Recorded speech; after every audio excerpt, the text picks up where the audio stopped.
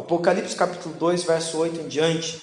Nós vamos dar sequência a essa série de mensagens que começamos desde o início do ano.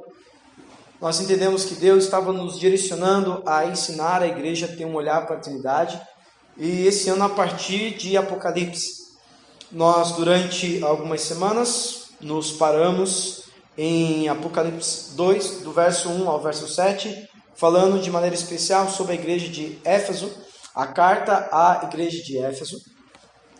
E Deus tem nos posicionado, nos chamado a atenção de que não tem como nós avançarmos para o verso 8, falando da igreja de Esmirna e as próximas igrejas, sem que nós tivéssemos nos posicionado em arrependimento. Amém? Quando o Senhor pregou, Ele pregou arrependei-vos, então é chegado a vós o reino dos céus.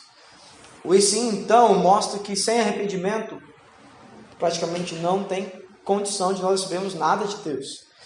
Então o Senhor disse, eu tenho visto, então Ele diz, eu tenho contra vocês o fato que vocês abandonaram o primeiro amor. E Ele não manda a gente voltar a amar a Ele, Ele manda a gente voltar à prática das primeiras obras. E algumas práticas nós temos conclamado a igreja para viver, se arrepender e viver. E algumas delas nós estamos tentando praticar. A última delas nós falamos foi sobre o princípio da honra, a prática da honra. A honra a Deus, a honra à pessoa do Espírito Santo, então. Mas, como nós vamos honrar alguém que nós não vemos, se nós não aprendemos a honrar aquilo que Ele mandou nós honrar que nós vemos.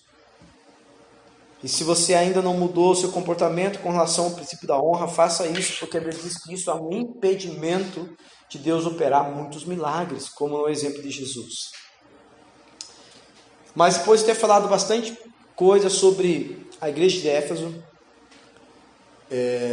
confesso aos irmãos que não estou tão seguro de que nós devemos falar algo diferente. Então quero permanecer na mesma palavra que ouvimos desde o início do ano, quando Deus disse que era para nós falarmos sobre Apocalipse. Quero ensinar os irmãos então hoje, de maneira especial, a carta à igreja de Esmirna.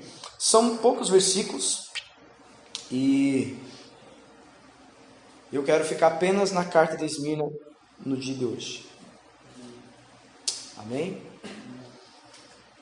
Nós temos que relembrar algumas coisas, porque faz tempo que nós falamos no capítulo 1. O livro de Apocalipse, ele foi dado ao apóstolo João, considerado também o apóstolo do amor, ou ele mesmo se proclamava o discípulo mais amado. Durante muito tempo eu também achava que a Bíblia dizia que João era o discípulo mais amado, mas na verdade é ele que se proclamava o discípulo mais amado, porque tinha dentro de si uma revelação profunda do amor de Jesus, por ele e dele, por ele mesmo. Isso foi muito fantástico. Eu tenho dado indicação para vocês do material dos irmãos da FAI, e se você não o fez, eu quero indicar mais uma vez. Eu creio que todos vocês aqui receberam a minha indicação de um material maravilhoso que ele tem feito, e coincidentemente ou não, e eu não acredito em coincidência, acredito em Jesuscidência, que os irmãos também estão fazendo a exposição de Apocalipse do 1 ao 5 como nós queremos fazer. Nós queremos estudar até o final do ano, pelo menos até o capítulo 5 de Apocalipse. E a gente sente que o Espírito Santo não tem pressa que a gente leia, contanto que a gente ouça e atente para aquilo que ele está falando. Ok? E nesse material da FAI fizeram um filme. E esse filme é um filme cantado. Eu não sei o nome que se dá para isso no cinema, mas é um filme cantado. E nesse filme cantado, eles narram todos os 22 capítulos de Apocalipse. Mas eu acho muito fantástico o capítulo 1, porque o capítulo 1 mostra o desejo do apóstolo João, que está preso na ilha de Patmos, se você lembra. E ele está com aproximadamente 88 anos, pode ser um pouquinho mais, pode ser um pouquinho menos. E isso então significa que isso aconteceu aproximadamente 55 anos depois que Jesus morreu. Okay. Também é considerado o último livro a ter sido escrito. embora isso não pode ser comprovado. Aproximadamente no ano 88 ao ano 90 da era cristã foi escrito o livro de Apocalipse. Esse apóstolo estava preso, e a Bíblia diz que ele estava preso por causa da palavra de Deus e por causa do testemunho de Jesus. O que eu tenho dito para vocês, eu acho fantástico o fato de que Jesus, que disse que estava andando no meio da igreja e ninguém estava ouvindo a sua voz. Ele diz que ele estava andando no meio das igrejas, tá? E decidiu revelar Apocalipse para o seu apóstolo João, que estava preso, sozinho. E esse filme mostra um pouco essa realidade. Eu fico muito emocionado com isso, porque toda vez que eu vou ler Apocalipse para tentar trazer para vocês a continuidade, eu consigo ficar só no capítulo 1. Porque é fantástico, esse filme ele mostra o sentimento do livro. Não sei se isso é possível. Alguns dizem que você sente mais quando você lê do que quando você vê um filme. Eu não sou tão bom em leitura de literatura como algumas pessoas, mas tem pessoas que falam o seguinte: você já viu o filme de Crônicas de Nárnia? Eu falei, já. Muito bom dele, mas leia o livro, que é melhor ainda. Algumas pessoas falam que lendo você sente o coração do escritor, alguma coisa desse tipo. E nesse filme me pareceu o contrário. Pareceu que os irmãos da FAI conseguiram captar um pouquinho do sentimento do coração de Deus. Então mostra o apóstolo João abandonado numa ilha. E você sabe que ilha é uma praia, né? Só que nem todas as praias, como você sabe, é uma beleza, né? Por exemplo, se você olha algumas praias da Europa, em especial da Itália, nem parece que é uma praia aquilo, né? Um deserto, só pedras e tal. E dá a entender que essa ilha de Patmos também era uma ilha dessa maneira. Era uma ilha onde eles utilizavam para aprisionar, para dar sofrimento para aquelas pessoas que estavam presas. Então, talvez não seja um oásis, como algumas ilhas, né? Por exemplo, o Fernando de Noronha, assim por diante, aquele arquipélago maravilhoso. O fato é que ele estava abandonado, sozinho, preso, e fazia tantos anos que ele não tinha uma visão de Jesus. E o filme mostra o encontro do apóstolo com o seu melhor amigo. É fantástico assim.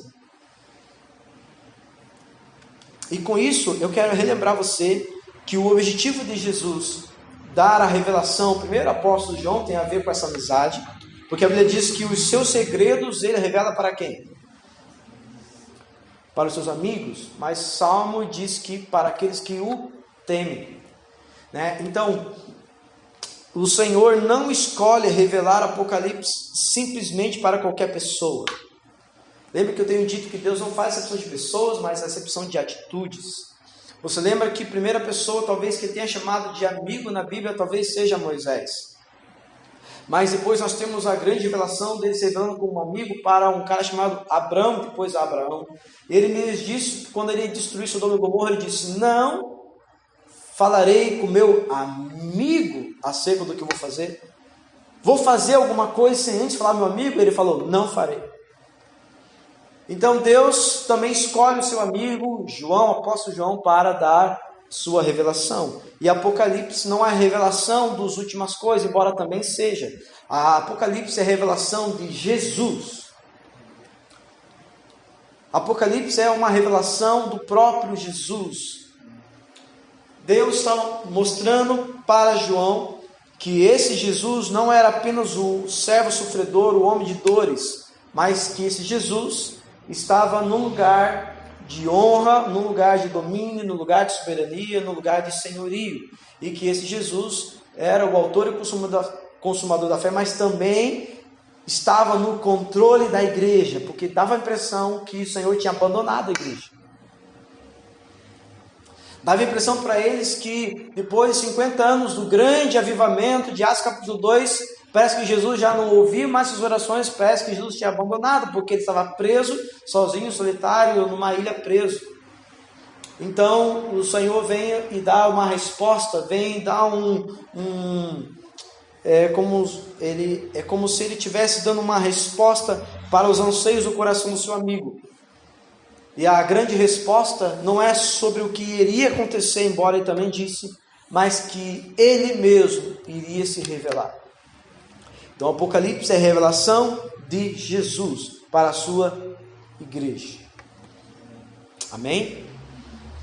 Nós, não sei se você tem visto isso, mas nós estamos numa grande guerra. Nunca ficou tão clara essa guerra como nesses dias. Uma guerra não apenas no aspecto espiritual das coisas, como anjos e demônios, embora para aquele que tem uma sensibilidade, o espírito dá para perceber essa guerra, mas uma guerra na nossa mente, uma guerra de ideologias, uma guerra de pensamentos, uma guerra de sentimentos, uma guerra de identidade.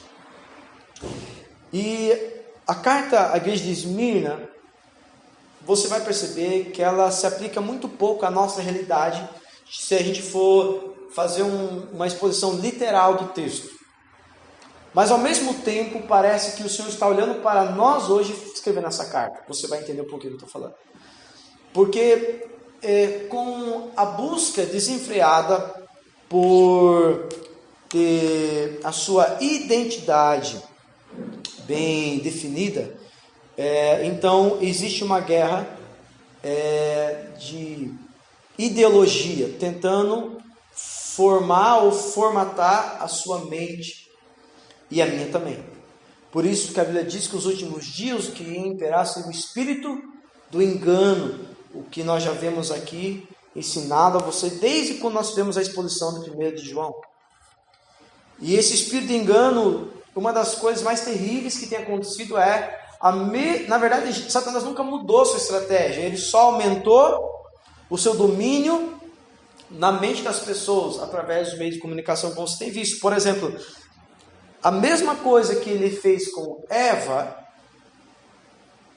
é a mesma coisa que, 2 Coríntios capítulo 11, verso 3, Paulo diz que ele está fazendo com a igreja. Ele diz, olha, cuidado para que vocês não se apartem da simplicidade que há em Cristo. E ele diz, como a Eva.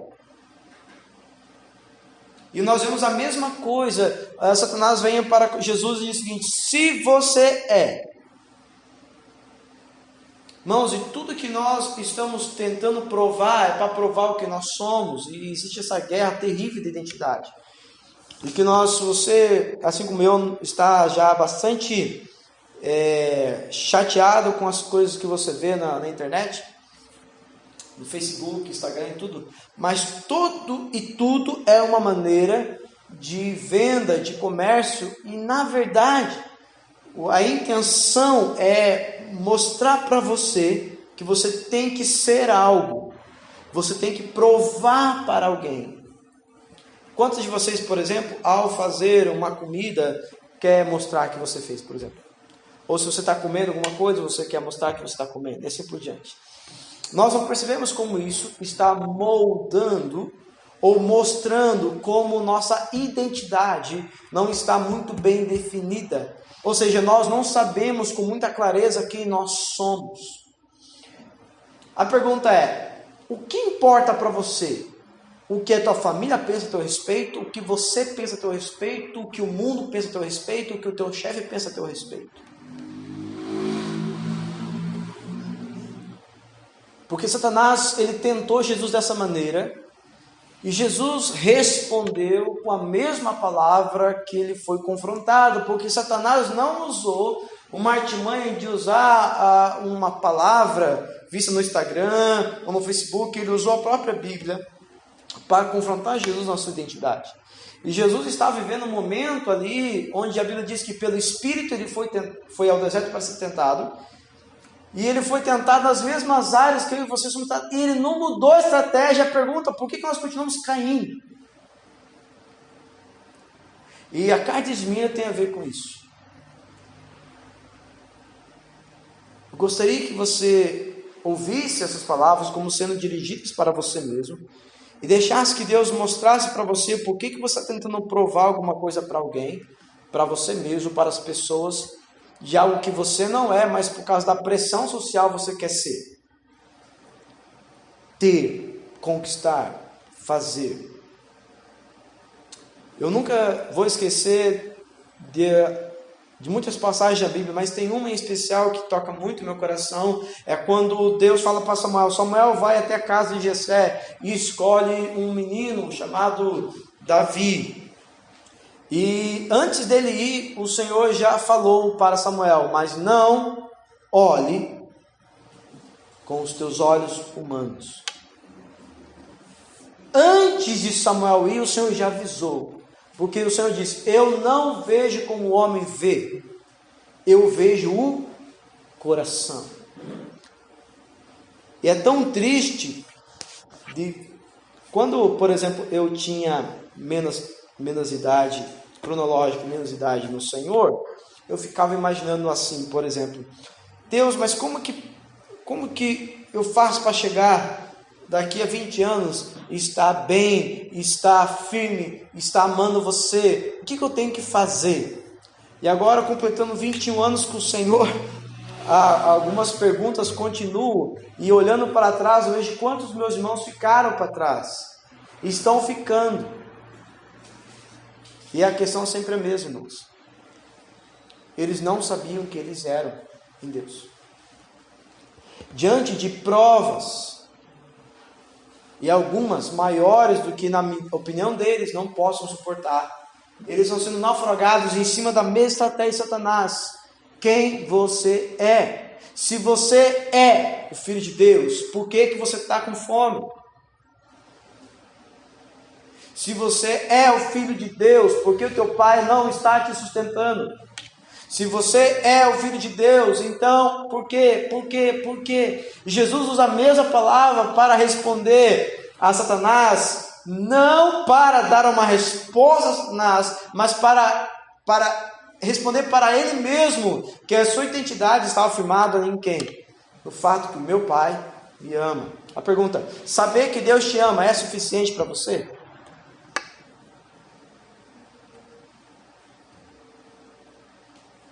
É difícil responder. Só diante de provações nós vamos conseguir responder.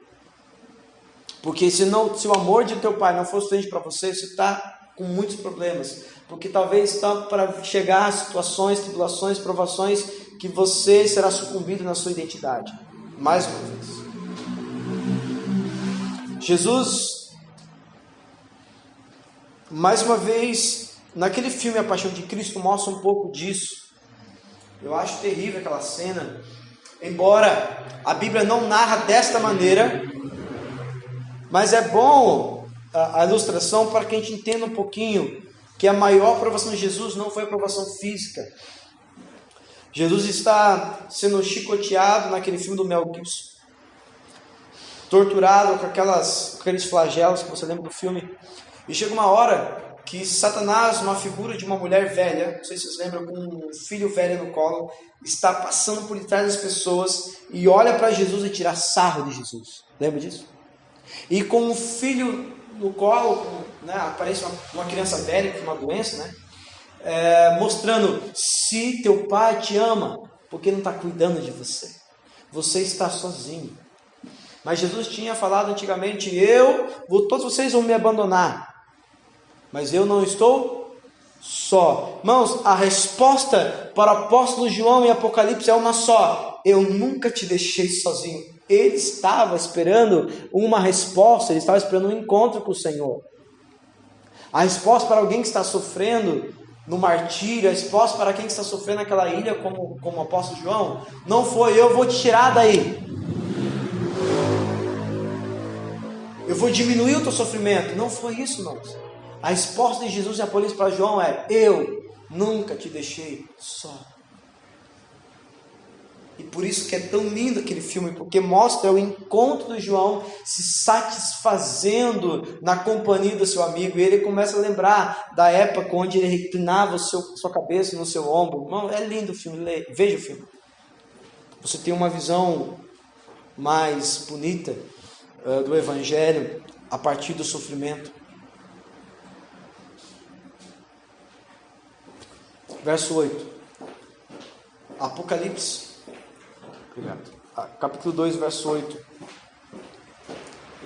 Ao anjo da igreja em Esmirna escreve: estas são as palavras daquele que é o primeiro e o último, que morreu e tornou a viver. Cada vez que o Senhor vai falar à sua igreja, ou às igrejas, lembrando que, embora ele usa as 7 igrejas da Ásia. Nós sabemos que não existia só as 7 igrejas da Ásia, e na igreja também não existia só 7 igrejas. Nós acreditamos de que o objetivo dele dar as 7, e o número 7 representa a plenitude, a completude. Então é como se ele estivesse falando a toda a igreja em todas as épocas, ao mesmo tempo a igreja local de Esmirna, que existia, é uma igreja real, uma igreja literal, que estava passando por esses problemas de verdade. Mas todas as 7 cartas, assim como todo o livro de Apocalipse, era para ser lido em todas as igrejas. Só que em cada uma das igrejas locais, ao qual se refere, no caso aqui Esmirna, anteriormente a Éfeso, ele está relatando problemas reais, literais daquela igreja. E não significa que todos os irmãos daquela igreja local estavam passando por todos aqueles problemas. Pode ser que um irmão daquela igreja de Esmirna foi tocado por ouvir a carta de Éfeso. Pode ser que quando eles ouviram, não, isso aqui não está tocando no meu coração, porque eu não estou praticando isso. Mas o Senhor pode... mas quando ele leu a carta de Éfeso, na igreja de Esmirna, ele diz, eu também perdi meu primeiro amor. Então eu quero dizer para você que não é apenas para a igreja de Esmirna, mas também para a igreja de Esmirna, mas a igreja de Esmirna estava vivendo exatamente o que Jesus está descrevendo aqui.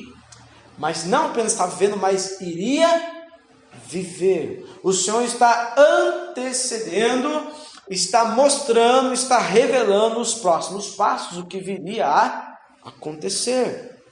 E cada primeira descrição de cada carta é correspondente à necessidade daquela igreja. Por exemplo, por que ele começa se revelando como o primeiro e o último que morreu e tornou a viver? Porque ele vai mostrar que o grande problema daquela igreja, e que você vai ver que não é um problema necessariamente, mas que a questão que ele quer revelar para essa igreja, chamada igreja de Esmirna, tinha a ver com o aspecto da morte, ou tinha a ver com o aspecto da ressurreição. Mostrando para você e para mim que tudo que eu e você precisamos para vencer como igreja local e como igreja de Jesus está dentro da revelação de Jesus. Vou falar de volta para ver se você entendeu. Tudo que eu e você precisamos para vencer está contido na revelação de Jesus. Jesus é suficiente e suficientemente mais do que você pode pedir, pensar ou imaginar. Por que isso é importante? Porque talvez nós, como igreja local, estejamos precisando ouvir uma faceta da maravilhosa graça e riqueza inondável de Cristo, e talvez outra igreja esteja experimentando outra faceta, e todas elas são importantes. Neste caso aqui, Jesus está se revelando como aquele que não ficou preso às cordas da morte. Jesus está tentando mostrar para eles que Jesus aqui não está na sepultura, mas Jesus está vivo. E uma coisa também interessante é que para responder a umas grandes dinâmicas das heresias da época, com o agnosticismo, as práticas dos nicolaístas e assim por diante, que tentava diminuir o aspecto do Jesus Deus e Jesus homem. Porque você sabia que era corrente a ideia de que Jesus na verdade não ressuscitou. Que na verdade eles teriam escondido o corpo de Jesus para mostrar ou para perpetuar aquela seita judaica que era como eles chamavam os cristãos. Então, quando Jesus começa dizendo para aquela igreja, olha, eu sou aquele que morreu, mas também viveu, eu era o primeiro, mas também sou o último, Jesus está querendo dizer o seguinte, eu não sou apenas o Jesus homem, mas eu estou me apresentando como o Deus. Por quê? Porque dentro da teologia judaica, e você vai entender o porquê disso, não tinha como compreender Deus em 3 pessoas, como nós a compreendemos na doutrina chamada doutrina da Trindade. Os judeus criam no único Deus, o que nós também cremos no único Deus, mas nosso Deus revelou-se em 3 pessoas, o Pai, o Cristo e o Espírito Santo. Então, quando Jesus usa um termo usado apenas para Deus no Antigo Testamento, Jesus está querendo dizer o seguinte, eu sou aquele que era no Antigo Testamento e sou o mesmo agora no Novo. Talvez para você não tenha tanto significado porque você crê no Deus Trino. Eles não. Eles tinham uma dificuldade muito grande de associar Deus como o único Deus, aquele que diz em Deuteronômio, né? Capítulo 5 e capítulo 6, se não me engano: ouve, ó Israel, eu sou Deus, o teu único Deus. Então, para Israel natural, essa ideia de um Deus em 3 em 1, como nós tentamos ensinar, é uma aberração. Tanto que quando Jesus se proclamou Filho de Deus, o que eles falaram? Blasfêmia.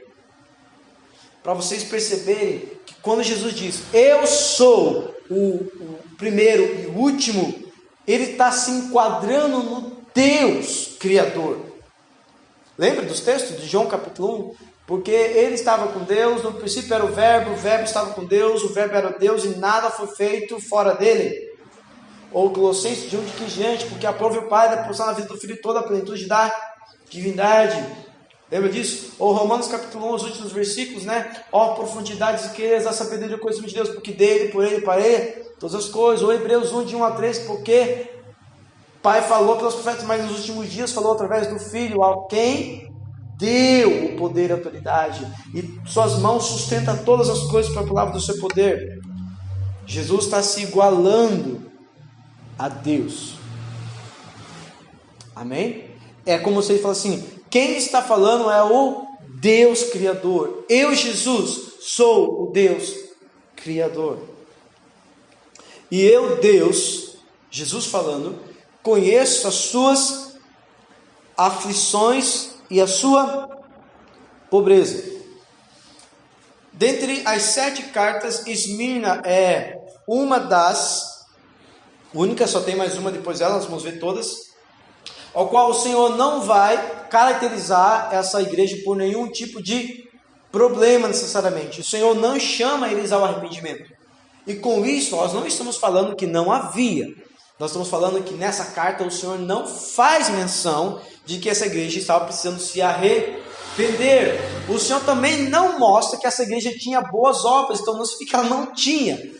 Nós vamos ter que ficar apenas nas informações que nós temos. E o Senhor deixou muito claro que Ele conhecia as aflições e a pobreza. Em uma das lições, eu conheço a vossa tribulação. Vamos ver se eu consigo identificar essa versão que diz isso. Só um minutinho. Isso, por exemplo, na versão Corrida Fiel diz, conheço as tuas obras e sua tribulação. Eu vou continuar na NVI. Conheço as suas aflições e a sua pobreza. Por que mais uma vez eu quis dar uma visão para você de João? João também estava experimentando exatamente isso. João estava experimentando o quê? Aflição, tribulação. E a Bíblia diz que o Senhor conhece. Quando a Bíblia diz que o Senhor conhece, o que nós podemos imaginar com isso? Que Ele sabe apenas? Que alguém falou para Ele? Quando a Bíblia diz que o Senhor conhece, foi porque Deus permitiu ou porque o Senhor conduziu a isso? Quando nós estamos passando por problemas muito difíceis, eu já passei por momentos bastante difíceis, não sei você, mas nesses momentos difíceis, você tem que ficar relembrando a sua memória das promessas que o Senhor já fez, sim ou não? Um dos versículos que eu sempre orava quando me parece que o Senhor tinha fechado os seus ouvidos para me ouvir, era aquela: eu sei que as tribulações leves e momentâneas não vão se comparar com a glória de ser revelada em nós. Um outro texto maravilhoso é Romanos 8, se não me engano, verso 28 e 29, que diz que todas as coisas cooperam para bem daqueles que amam a Deus, daqueles que andam segundo os teus propósitos. Ou Isaías 55, os seus caminhos são mais altos que os meus, seus pensamentos são mais altos que os meus. Ou Jeremias 29, 11, eu é que sei os pensamentos em vosso respeito, diz o Senhor. Tudo isso é maravilhoso. Porém, reconhecer que Ele sabe da minha aflição é mais perturbador, porque se você sabe, por que você não resolve? É perturbador para nós imaginar que um Deus não apenas permite, mas delibera as provações sobre nós. Como Pedro diz que é necessário que passemos por diversas tribulações, para que assim como o ouro refinado, seja removidas as impurezas, para que possamos experimentar que lugar, como em Hebreus 12 diz, experimentarmos da sua santidade. Enquanto nós estávamos cantando, eu lembrei de um texto e percebi uma coisa, isso em Hebreus capítulo 12, quando ele diz que o Pai corrige apenas aqueles que Ele amam. Agora o próximo texto, eu fiquei meditando agora, não era nem sobre esse assunto, mas fiquei pensando o seguinte, o texto diz o seguinte: mas aqueles que estão sem disciplina não são filhos. A questão é, se você não está sendo disciplinado, existe uma chance de você não ser filho. Aí vamos fazer a pergunta que não quer calar: é melhor ser disciplinado ou não?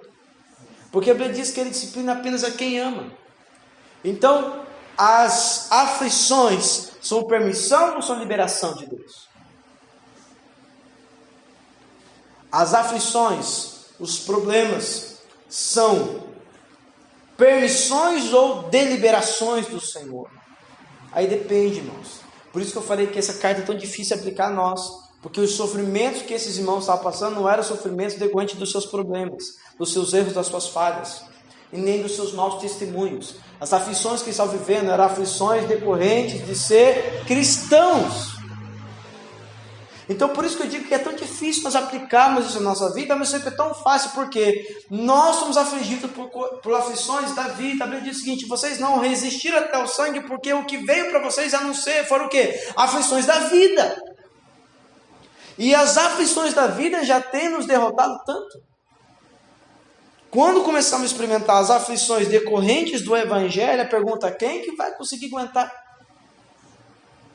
É isso que eu queria mostrar para você. Por exemplo, João Batista.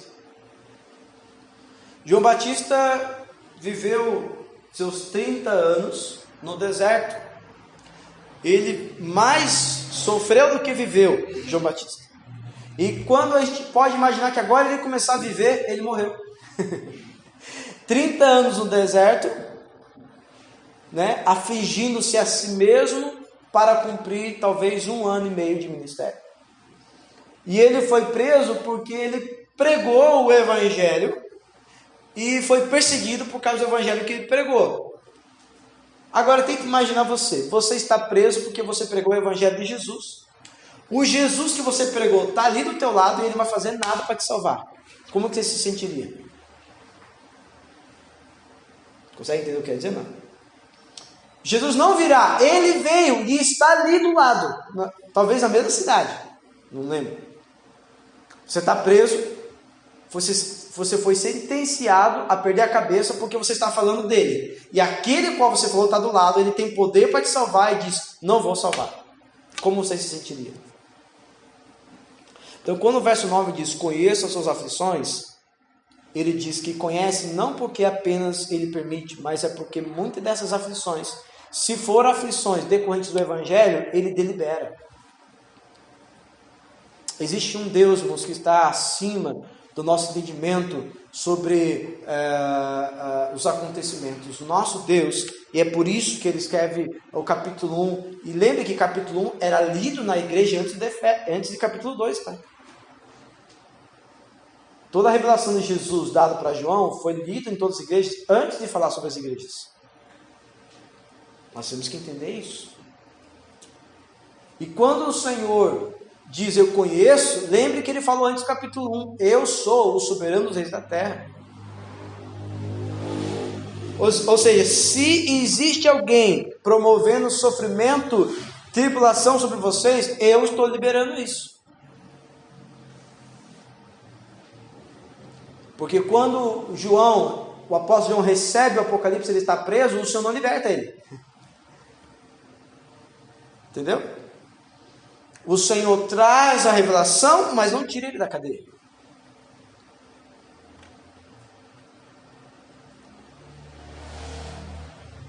Isso mostra para mim e para você que as aflições, sejam decorrentes da vida, sejam decorrentes dos seus próprios erros, ou seja, as aflições como no texto em específico, por causa de Cristo, todas elas o Senhor conhece. O problema é que nós nos sentimos inferiores por causa das aflições. O Senhor não. Como ele tinha dito no início, que eu falei o exemplo de Samuel falando para Davi, eu não vejo como os homens veem. Irmãos, como eu sofri com isso. Confesso para vocês que fui muito tentado exatamente assim, como Satanás tentou Jesus. Se você é filho de Deus, por que você vai para a igreja de bicicleta e aqueles que não servem vão de carro? Quando eu jogava futebol. Porque se você é filho de Deus, por que você vai de ônibus, não tem nem dinheiro da passagem, e os filhinhos de papai aí que não tem Jesus vão de BMW? Eu creio que muitas dessas aflições ocupam o teu coração ainda, porque você não sabe como que Deus olha para você. E não é maravilhoso perceber que Ele dá uma carta mostrando como Ele nos vê, e como Ele nos vê não deveria ser suficiente para nós, irmãos? Faço a pergunta para você. O que Ele pensa a teu respeito não deveria ser suficiente? Ou você precisa da afirmação de pessoas? Eu acho uma das coisas mais terríveis é olhar para Facebook, Instagram e ver as igrejas, né, e as fotos que eles fazem. Dá a impressão que aquilo é que nem as fotos das propagandas da Quali, da Doriana, né? Sabe aquelas famílias assim, que nunca tem problema, sempre está sol, aquele cachorro lindo. Mas vamos lá, a vida é assim. Só que daí quando os nossos irmãos colocam aquelas fotos maravilhosas, a gente pensa, eu quero ir para aquela igreja, porque olha, as pessoas estão felizes. Só que eu sei, estou falando assim, que eu sei mesmo, tá? Não é que alguém me falou. Eu sei que aquela igreja não está assim. Então por que mostrar? Isso é falta de identidade. Mudar a cor da igreja porque todo mundo está mudando. Colocar church porque todo mundo está colocando. Irmão, isso é crise de identidade. Qual dessas igrejas irá suportar as aflições que estão para chegar, irmãos? Confesso para você que me parece que talvez. Por isso que a Bíblia diz que o Senhor vai abreviar. Ele vai abreviar, porque senão a gente não aguenta. Amém? Conheço as suas aflições. Então, aflição, dificuldade, problema, tribulação, o nome que você queira dar. E isto não é sinônimo, não é significado de que nós estamos maus espiritualmente, que nós estamos em pecado, não significa isso. E o Senhor conhece. Amém? E isso deveria ser para você um bálsamo. Quando você está com dificuldade, você não está informando ele que está com dificuldade, tá? Você orar para ele, é você confiar que ele sabe dela. Porque às vezes a gente acha que nós estamos informando Deus. Você não está vendo, não. Às vezes nós oramos assim, né? Você não está vendo dele. Eu sabia antes de acontecer. E às vezes, se você tiver ouvidos para ouvir, eu deliberei. No teu caso, fui eu que quis que acontecesse. Nós vemos isso, por exemplo na Bíblia toda, né? Mas Jesus é o maior deles, com certeza. Agora, a história de José do Egito é outra pegada. Nosso Betinho gostava muito, né? A história de José do Egito. Mas, irmãos, a história de José é uma coisa fantástica. Porque José é um tipo de Cristo no Antigo Testamento, você sabe disso, né? Do servo sofredor. Agora, o que ele entende no final? Quando os irmãos acham que ele vai retribuir o mal com o mal, o que ele falou? Não, meus irmãos.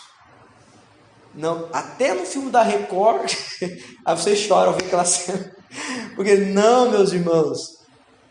E ele chora, ele diz que ele chora, né? Não, meus irmãos. O mal que vocês fizeram para mim, Deus transformou em bem. Meu Deus. Era propósito do Senhor. Então, no caso de José, não foi uma aflição que apenas que Deus conhecia. Deus conhecia porque Ele determinou antes da fundação do mundo. Entendeu? Nós podemos falar de quantos de nós, irmãos, viveria tudo que José viveu se Deus tivesse falado antes para ele. Deus deu sonho, não deu sonho? Teus irmãos vão se prostrar diante de você, até teu pai. Ele, nossa, que legal. Mas não vai sofrer isso. Quantos de nós ia crer? Não, né? Mas no caso de Paulo não foi assim. O chamado de Paulo já foi: você vai ver o que você vai sofrer por causa do meu nome. Quantos aqui aceitaria esse chamado como de Paulo? Primeiro dia que te chamou, você vai sofrer, você vai ser preso, você vai ser martirizado, você vai ser torturado. Quantos, irmãos? E como que é o chamado hoje? Você vai vencer, né? Todos os teus inimigos. O Senhor vai restituir 10 vezes mais. Não é assim o chamado? Conheça as suas aflições e a sua pobreza. Outro aspecto, uma questão que eu sempre fiquei indignado com Deus, e até hoje não digo indignado, mas não compreendo completamente, é como Ele ama os pobres. Existe uma visão bíblica de quando o Senhor fala de pobre, Ele não está falando pobre aquele que não tem o que comer. Ele está falando pobre os marginalizados, aqueles que ficam à margem da sociedade por questões. Cada sociedade tem um pouco disso, né? Por exemplo, as mulheres sempre foram marginalizadas. Existem países, até hoje, né? Como você sabe, no Oriente Médio, são marginalizados. Então, o pobre estaria mais relacionado com essa questão de quem está à margem. Okay? O povo, né, LGBT também poderia se enquadrar nesse tipo. Algumas maneiras de interpretar os pobres têm a ver com isso. Okay? Mas aqui não. Aqui o texto de pobre está dizendo pobre no sentido de não ter nem o que comer mesmo.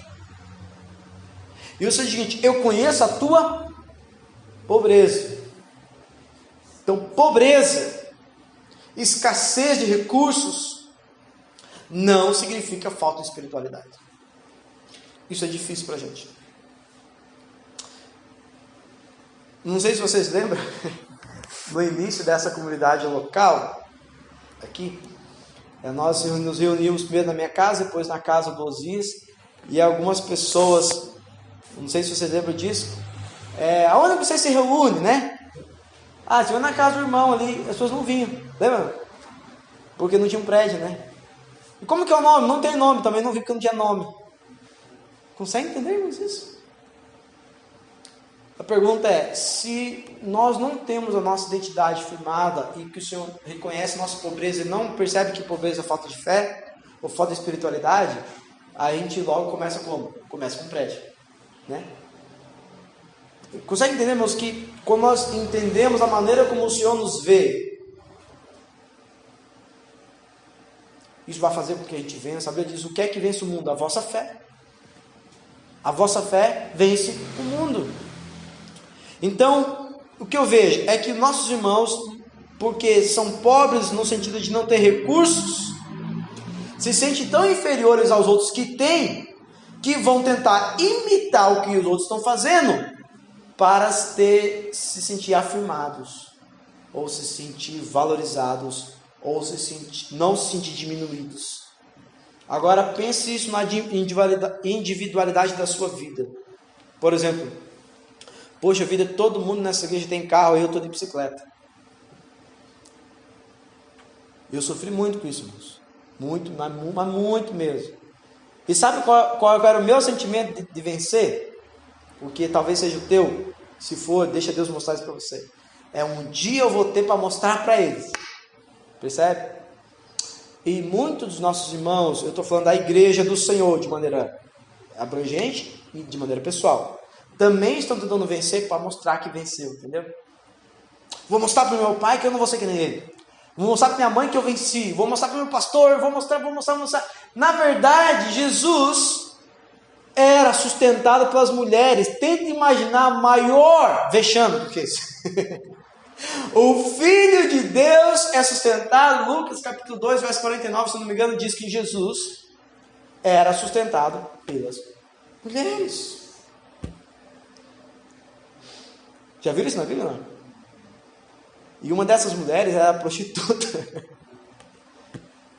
Qual teologia cabe isso para nós? Em qual igreja?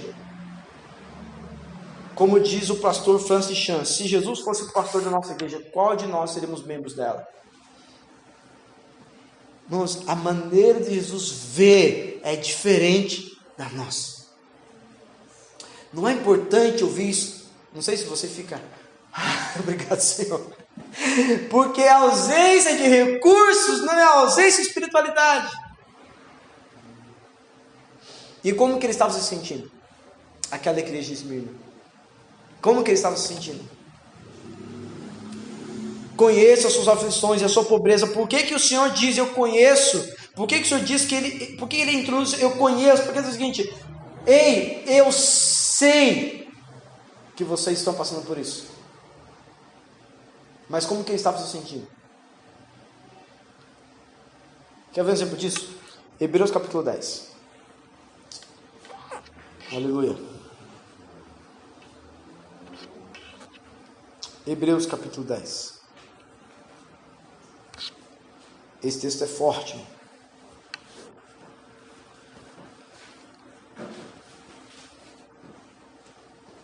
Verso 32. Para vocês perceberem e contextualizar o que era pobreza para eles, ok? Uns dias atrás, nós mencionamos a coleta que a gente fez para a igreja da Índia. Mandei foto no grupo mostrando a entrega. Não sei se você não acompanhou. E eu mostrei um pouquinho para vocês por que o coronavírus é mais terrível para eles lá do que para nós aqui. Lembra que eu mostrei isso? E vocês vão ter essa ideia aqui agora.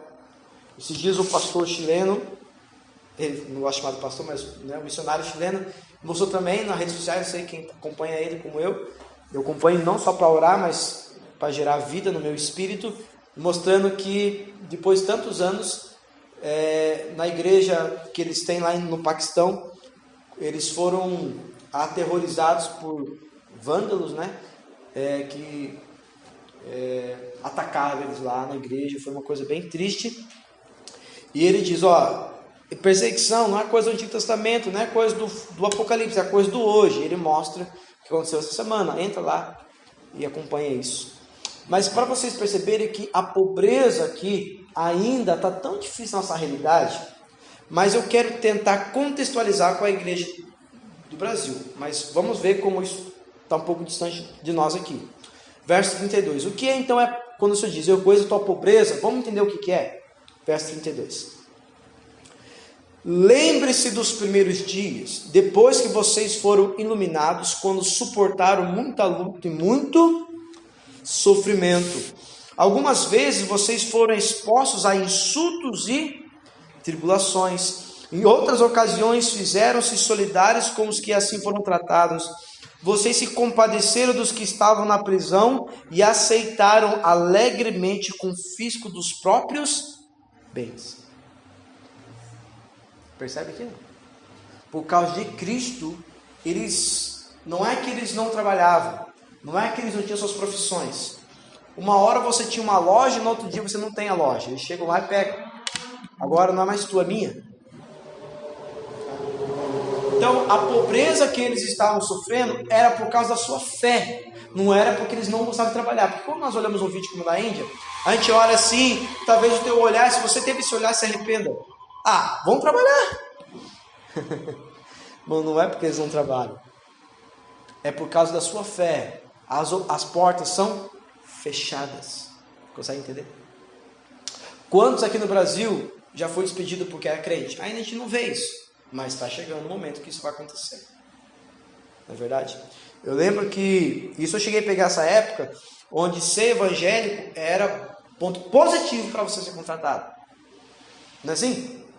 Porque era uma pessoa que não falava mal da outra, uma pessoa que não chegava atrasada, não é assim? Não era fofoqueira, assim por diante. Hoje a gente não tem mais isso, né?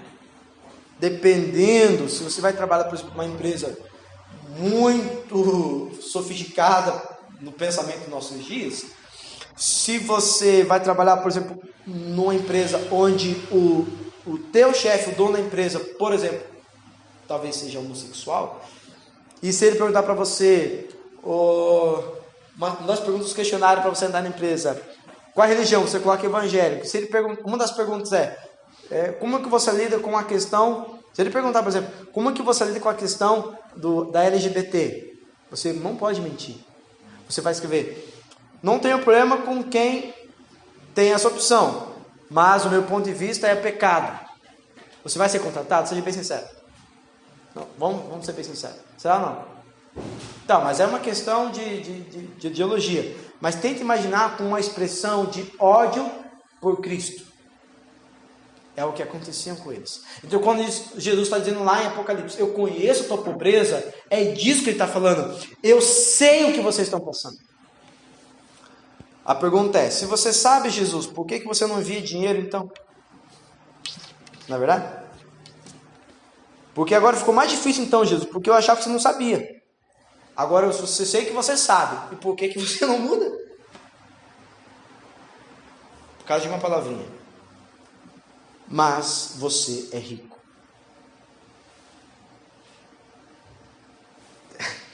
O que é melhor, irmãos? O que Jesus pensa a nosso respeito ou o que o exterior fala a nosso respeito?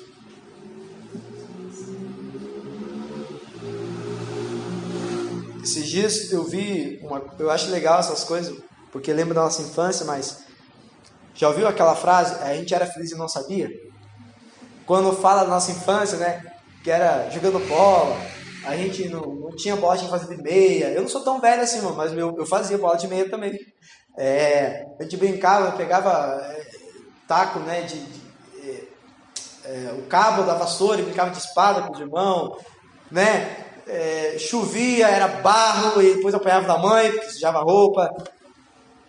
Irmãos, vocês talvez não tenham essa visão como eu estou tendo, mas, por exemplo, quando eu às vezes ando de carro em alguns lugares, não por querer, mas eu visito os lugares que eu ia quando eu era criança, qualquer horário do dia e qualquer dia da semana, você não tinha espaço para jogar futebol. Você tinha que fazer próximo. Em qualquer campinho que você ia. Você lembra disso? Há tempos atrás, agora eu estou levando minha filha para o Kumon, que é perto da onde eu morava, e eu ando por uma quadra vazia, outra para quadra vazia, outra quadra vazia. Irmãos, ninguém mais tem a infância que nós tínhamos. É raro, raríssimo. A maneira de eu e o Dias ver isso, né, Dias, é lá no nosso trabalho. Nós tiramos, às vezes, os adolescentes para fazer, os adolescentes estão presos lá, onde a gente trabalha, para fazer uma atividade física. Você acredita, irmãos? Tem menino que o exercício é assim, ó. O exercício é assim. Levanta e segura. Ele não consegue. Ele cai. Você acredita em um negócio desse?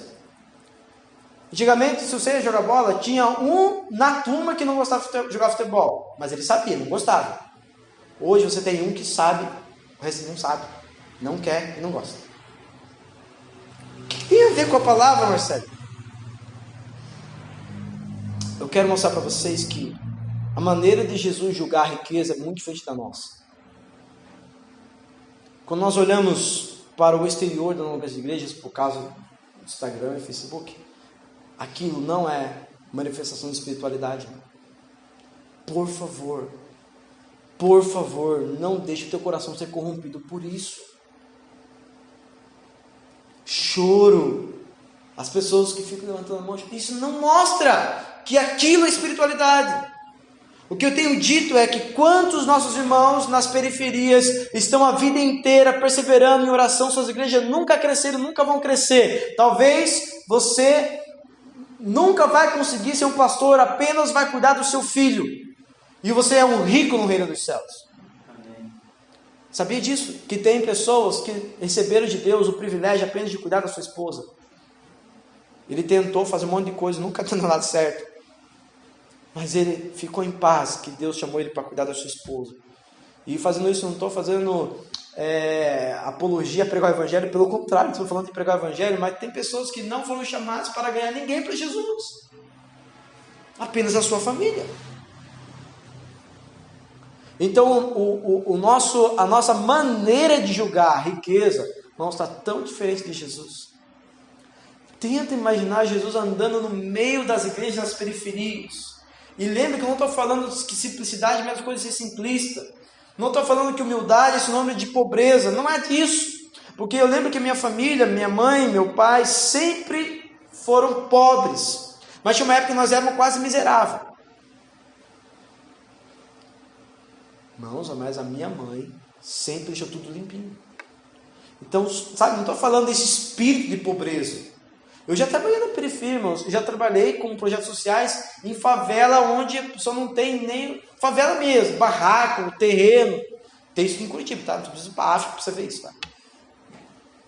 Então, eu sei o que é a pobreza extrema. Minha família era pobre extrema quando a gente veio do interior para cá. Ok? Isso não significa... Não é disso que eu estou falando. Eu estou falando que você pode ser fiel ao seu trabalho, você nunca ter dinheiro para comprar um carro novo. Isso não significa que Deus não te conhece, que você não é amado por Deus. Isso não significa. Pode ser que Deus nunca nos dê a oportunidade de termos um prédio próprio. Talvez Deus nunca nos dê a oportunidade de termos uma igreja grande numericamente. E ainda assim Deus pode olhar para nós sorrir dizendo: vocês são ricos. Nós precisamos ter nossa identidade firmada no que Deus pensa a nosso respeito, não no que as pessoas pensam. Por favor, se você tem esse pensamento, se você volte meio atentado sobre isso, deixa Deus te curar. Amém? Por que o Senhor está dizendo que Ele conhece? Porque eu também conheço que vocês são ricos. Por que é um contraponto da igreja de Éfeso? Porque a igreja de Éfeso é o tipo da igreja, por isso que eu falei que se aplica à igreja do Brasil. Porque a igreja de Éfeso é o tipo da igreja brasileira da internet. Muitas obras, muitas coisas. E o Senhor está dizendo: eu conheço todas elas e são boas, mas perdeu o primeiro amor. Irmãos, como é difícil nós diagnosticarmos uma igreja que ama a partir de coisas externas. Nós vamos enganar nós mesmos, assim como no casamento. Mas essa mulher diz que eu não amo ela. Fala para mim quando que faltou um feijão nessa casa. Essa mulher diz que não me importa, quando que faltou um sapato para você usar. Daí a mulher vai falar: mas eu queria um marido, não um pai. Meu pai dava essas coisas em casa para mim também. Porque o marido não entende que amar não é dar coisas. Da mesma maneira, a gente estava mostrando que nós amamos a Deus através de fazer coisas. Abrir orfanato, vamos cuidar dos pobres na rua. Mas isto, na igreja de Éfeso, ficou claro que eu conheço vocês. Talvez todo mundo está enganado por quanto vocês são bons. Vocês são a melhor igreja. Mas eu tenho uma coisa contra vocês. E se arrependam. A igreja de Esmina era pobre, aflita, e o Senhor diz: riquíssimo. Percebe, irmãos? Se a gente não tiver um olhar para a eternidade, e se você continuar lendo o texto de Hebreus 10, que eu li no início para você vai perceber que é o seguinte: volte a olhar para as recompensas eternas. Foi o que o Senhor mandou para aquela igreja, que no começo ficava feliz por ter os seus bens confiscados, mas agora estavam tristes. Por que estavam tristes? Tiraram o olhar para o seu amado, tiraram o olhar de Jesus, e começaram a olhar para as circunstâncias. Esses dias na casa de oração a gente falou sobre Pedro. Pedro veio para fora, Pedro saiu. Na palavra de Jesus, quando ele olhou para onde ele estava, ele começou a afundar.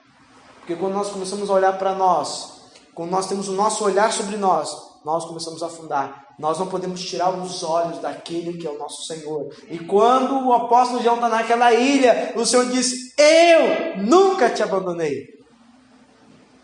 Mas ele não foi liberto da ilha. O Senhor não tirou os grilhões, assim como não tirou de Paulo. E assim quando Paulo pediu para que seja removido o espinho na carne, o Senhor falou: não tire, não tire, não tire. Isto é bom para você. Você sabia, irmãos, que tem alguns de nós que mesmo que o Senhor quisesse, não vai deixar você ficar rico, porque Ele não quer perder você. E toda a tua tentativa de tentar ser igual aos outros será frustrada, porque Ele diz: você já é rico, não precisa mostrar nada para mim. Talvez você será esse, que nunca será igual àquele ao qual você quer ser. E fique em paz, que Deus te ama como você é. Quando eu for céu, não estou dizendo que Ele não quer que você cresça em santidade. Tem pessoas que falam assim: tá vendo? Deus manda, então continua fumando. Não é isso. Né? Amém. Conheço a blasfêmia dos que se dizem judeus, mas não são, sendo antes sinagoga de Satanás. Isso aqui fica difícil contextualizar conosco, porque eu já falei para você que sinagoga é algo que aconteceu não pela vontade de Deus, mas como uma maneira dos judeus tentarem continuar a sua fé. Quando eles foram para o cativeiro de Babilônia, aqueles 70 anos, eles ficaram sem o centro da sua religiosidade, que era o Templo de Salomão. E por ocasião disso, eles começaram a praticar a religião a partir apenas da leitura. Então, como eles não conseguiam praticar toda a Torá, eles começaram a criar regras para conseguir praticar a Torá. Aí surgiram as seitas dentro do judaísmo, os fariseus, saduceus e assim por diante. E também surgiram as sinagogas. O que era uma sinagoga? Era um lugar de encontro para tentar praticar a lei de Deus. E como eles não conseguiam praticar, aqueles que se consideravam um pouquinho melhorzinhos assim para interpretar, criaram regras para interpretar.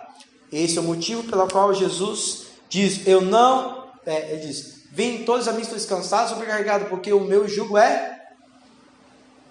e o meu fardo Por quê? Porque o fardo e o jugo colocado em cima daqueles que estavam tentando aprender a lei era muito difícil. O Senhor falou, vocês não entram e impedem os outros que entrem, ok? É disso. E o que o Senhor está dizendo é o seguinte, eu sei que dentre vocês, eu sei que no meio de vocês, existem algumas pessoas que estão mostrando espiritualidade, mas são na verdade sinagoga de Satanás.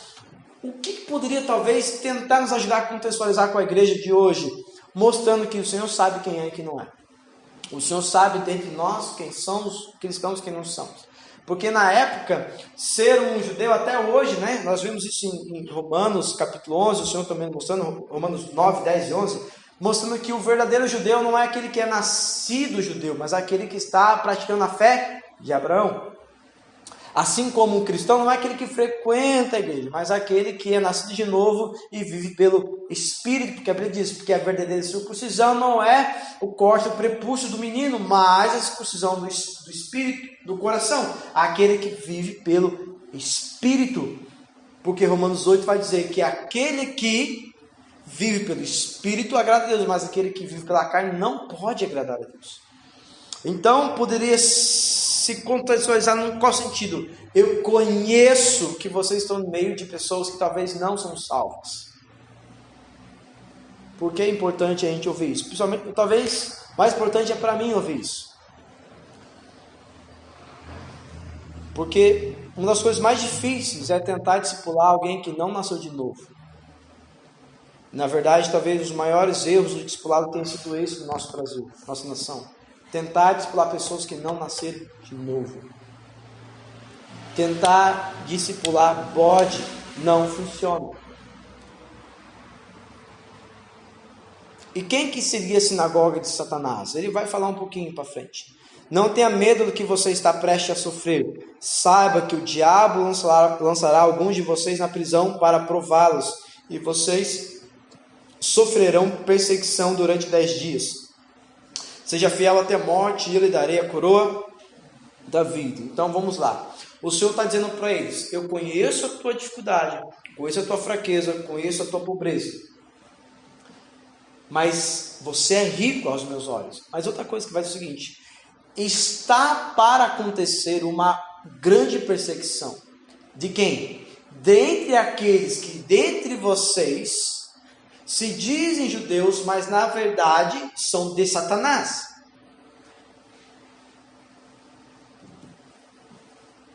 Uma das coisas que a gente já está vendo acontecer um pouquinho, mas a gente vai ver muito mais quando se aproxima os últimos dias. A Bíblia diz que a apostasia, o abandono da fé. Mas antes que venha a grande apostasia, o que vai acontecer é odiar-se-ão uns aos outros e entregarão uns aos outros. Na época acontecia exatamente isso. Você lembra que como Jesus foi traído? Foi traído alguém de dentro ou alguém de fora? Alguém de dentro. Nós estamos tentando, nós não apenas nós como igreja local, mas vários irmãos, nós somos um deles, como igreja estão tentando trabalhar numa base chamada uma igreja pactual, uma igreja de aliança. tentando assim diminuir o risco de vivermos traição no meio da igreja. Mas isso acontece, continua acontecendo. E quando se aproxima a volta do Senhor, vai acontecer ainda mais. O Senhor está dizendo para aquela igreja que ia acontecer isso. O Senhor tinha dito, através de Paulo, para a igreja de Éfeso, que dentre vocês, no meio de vocês, vão aparecer lobos devoradores. Então, na verdade, o que estava acontecendo aqui e o que ia acontecer é que no meio daqueles irmãos de Esmirna, existiam alguns judeus que se diziam judeus, praticavam coisas judeus, mas na verdade eram do Satanás. E essas pessoas iam fazer o quê? Ia provocar uma situação para lançar algum daqueles irmãos que já eram pobres, já eram perseguidos, aí não ser presos. E a Bíblia diz que Jesus sabia e está avisando. E avisando que vocês vão. Mas sabe, para mim vocês são ricos. Percebe como está muito distante da nossa realidade no Brasil? Ainda. Mas para você entender um pouquinho melhor e para ser fiel à exposição da Bíblia, eu tenho que mostrar para vocês alguma coisa aqui. Por exemplo, como que Estevão foi preso? Porque alguns conspiraram, mentiram e prenderam ele. Aconteceu com Jesus a mesma coisa, com Paulo a mesma coisa. E a Bíblia diz que quando eles nos perseguirem, nos prenderem, nos matarem, estarão fazendo isso achando que estarão prestando culto a Deus. Tamanho é o engano do coração de alguns dos nossos irmãos, que já a Bíblia diz que o espírito do anticristo já opera hoje. Por exemplo, lá no trabalho do Everton, o chefe dele, tenta imaginar, fala o seguinte: olha, fiquei sabendo que você é crente. Você fala assim: eu sou. Fiquei sabendo que você frequenta uma igreja. Sim. Dá um endereço pra gente. Por que você quer endereço? Você vai lá: não, eu quero saber. Aí digamos que você fala não. Você tem certeza que vai falar não porque você precisa desse emprego? Fiquei sabendo que você precisa desse emprego, né? Sim, precisa. Mas se você não falar, você está no meio da rua. Então não é que o Everton quer entregar a gente. Ele não pode perder emprego. Percebe? Dessa maneira sutil, irmãos, vai começar a ter no nosso meio pessoas que vão entregar uns aos outros, denunciarão uns aos outros. Se você gosta de assistir filmes dos judeus como eu gosto, você vai assistir um filme, O Zoológico de Varsóvia. Esse filme é lindo, mas é terrível. No Zoológico de Varsóvia conta a história de pessoas que não eram judeus, mas vendo o sofrimento dos judeus, começou através do seu emprego utilizar uma maneira de fuga dos judeus. Só que se descobrissem, eles não apenas prenderiam, mas matariam toda a família, inclusive os filhos deles. E eles se colocam em risco para poder salvar alguns judeus. Aqui, nessa época, era o contrário. Os judeus que tinham a prática dos judeus, mas não criam no Cristo, e viviam então uma espécie de legalismo, o Senhor disse que era esse negócio de Satanás. Como que a gente define que é esse negócio de Satanás? Quem persegue a igreja, persegue a própria Jesus. O Senhor falou isso de Paulo. Lembra? Mas Senhor, não, você estava perseguindo a mim. Então, irmãos, quando nós vemos hoje irmãos perseguindo irmãos, estão sob influência de Satanás. Não tem outra maneira de falar isso. Quando a gente está vendo na nossa nação irmãos perseguindo irmãos, estão perseguindo Cristo. E isto é obra das trevas. E nós vamos ver isso acontecer. Bastante. Traição, perseguição, irmãos denunciando irmãos, irmãos traindo irmãos. E o que o Senhor vai dizer para essa igreja? Que vai estar prestes a acontecer isso. Embora o número 10 aqui, eu estudei no mínimo 2 comentários exaustivos de Apocalipse e percebi que a maioria dos nossos irmãos estudiosos vão dizer que talvez não tenha um significado literal para 10 dias ou simbólico. É apenas 10 dias. Qual o melhor sentido que eu entendi que poderia trazer para vocês? O fato que é pouco tempo. É como se o Senhor está dizendo para vocês assim: ó, fique firme, são apenas 10 dias. Eu estou no controle. Outra coisa, a Bíblia diz que o Senhor não permite passarmos provações maiores que nós possamos suportar. Deus estava no controle dessa prisão.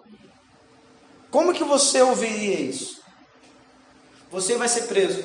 Eu conheço, você é rico, mas fique firme.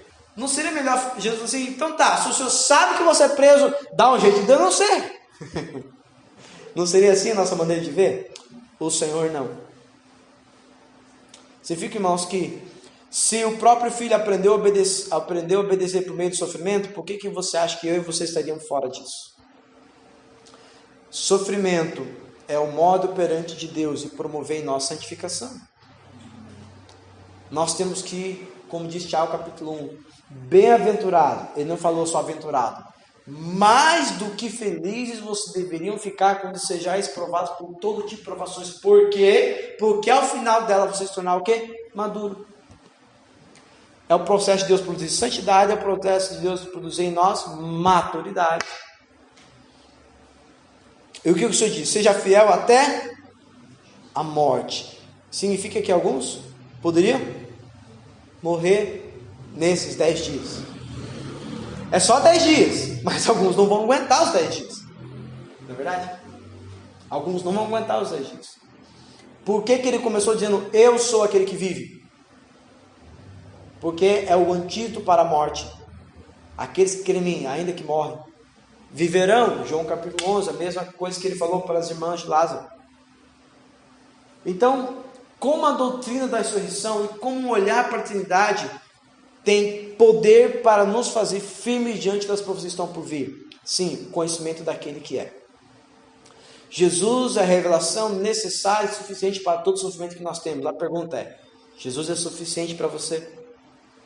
Porque se ele não é, você talvez não vai aguentar as provações que estão por vir.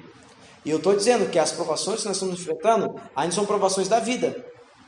Não são provações decorrentes do Evangelho, perseguição porque você é um cristão. Quantos aqui vão me visitar na prisão se eu for preso? Alguns não foram quando eu peguei coronavírus. Por que vão quando eu estiver preso? Percebe como a gente é reprovado por pequenas provas? Nós estamos vendo alguns irmãos que estão passando por problemas bem difíceis. E a questão, né, amor? Cadê os irmãos? É triste ouvir uma pessoa que dedicou anos à sua vida, algumas ovelhas, e ouvir, ninguém veio me visitar. Triste isso, né, irmão? Nós já estamos sendo reprovados apenas por problemas da vida. O que vai acontecer quando vier sobre nós tribulação, como está acontecendo no Oriente Médio? Sabia que perto de nós, né? Colômbia tem perseguição, Venezuela tem perseguição, Bolívia tem perseguição, México tem perseguição, Cuba tem perseguição, Uruguai tem perseguição e nós não temos. Deus, por algum motivo, não quis. Mas existe uma chance que nós temos. Não é verdade? E você tem ouvido eu falar que Deus é o Deus das chaves, né? Ele ama virar a chave, assim. Isso, né? Pode ser que não deu. Ah, não, Marcelo, deixa eu me preparando, mas pode ser que seja amanhã, irmão. Vocês lembram o que aconteceu? Eu lembro que a gente estava indo para a chácara do Ricardo quando aconteceu no encontro que nós íamos fazer lá, bem naquela semana que estava tendo aquela crise do gás. Lembra não? A ponto a gente, não sei se o Robson vai dizer, vamos ou não vamos, né? Que pode ser que não consiga voltar. Lembra que estava tão feia a situação, não sabia o que ia acontecer, né? Tudo parado. Lembra disso? Não. Foi pouco tempo. Tudo parado, não tinha combustível, não tinha gás, não tinha nada. Lembra disso? E aí, naquele dia, nós íamos lá para a chácara do Ricardo fazer um encontro de família, né? Inclusive o pastor Marco ia pregar, se não me engano. Alguma coisa assim. E aí a gente pensou, mas se a gente não conseguir voltar? Isso aconteceu de uma hora para outra. Quem estava preparado? Quem estava preparado para aquela crise do gás? No combustível? Ninguém. Quem estava preparado para o coronavírus? Talvez só a China, né? Mas assim, consegue entender o que eu estou querendo dizer? Isso pode acontecer amanhã. Amanhã o chefe do Michel pode falar assim, você está no olho da rua, cara. Por quê? Porque você é crente. E aí? Quem vai lá visitar ele? Quem vai lá ajudar ele a comprar as compras e pagar as contas dele. Não, não é comigo. Nossa, a igreja está assim hoje. Pergunta é, quando vier os sofrimentos parecidos com a igreja de Esmirna, como nós estaremos? Então, eu não sei você, mas essa palavra é para mim. Eu quero olhar para a igreja de Esmirna e me reconhecer rico diante do Senhor, mesmo sendo pobre, mas olhando para a advertência. E não é uma exortação ao arrependimento, seja fiel. Qual é a palavra do Senhor para a igreja de Esmirna?